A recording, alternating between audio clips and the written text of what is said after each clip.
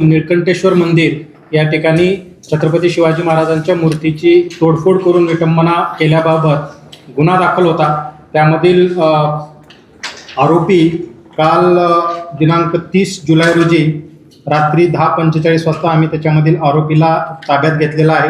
त्यामधील आरोपी हा अमित पापा सय्यद असा असून त्याचं वय 35 वर्ष आहे। यामध्ये दिनांक 26 जुलैला तो त्या मंदिराच्या परिसरामध्ये एका घरी बसून तो दारू पित होता। दारू पिल्यानंतर तो मंदिराच्या परिसरात झोपण्यासाठी गेला। रात्री साधारणतः 1-1:30च्या आसपास तो नशेमध्येच उठला।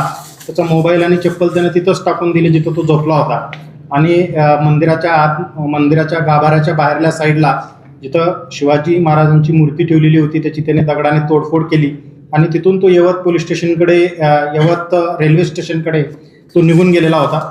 यामध्ये मागील 3 दिवसापासून आरोपीचा शोध घेण्यासाठी स्वतः माननीय SP सर त्या ठिकाणी व्हिजिट केलेले होते आणि एकूण 10 टीम त्या ठिकाणी शोध घेत होत्या।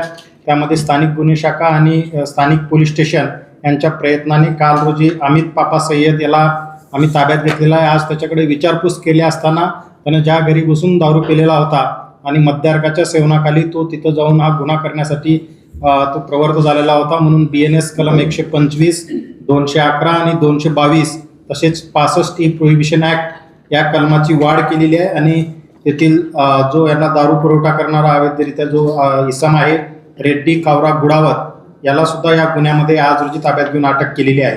आज रोजी यवत पोलीस स्टेशनच्या ज्युरिडिक्शनमध्ये एक आंदोलन मोर्चा त्या ठिकाणी आयोजित केलेला आहे। त्याकरिता शहरामध्ये पोलीस स्टेशनमध्ये बंदोबस्त पण चांगल्या पद्धतीने लावण्यात आलेला आहे। रूट मार्च घेण्यात आलेला आहे। या निमित्तानं मी आवाहन करतो की कुठल्याही अफवाला किंवा अपप्रेरणेला बळी न पडता कोणीही कायदा सुव्यवस्था हातात घेऊ नये, कुठल्याही अफवा आणि अपप्रेरणेला बळी पडू नये।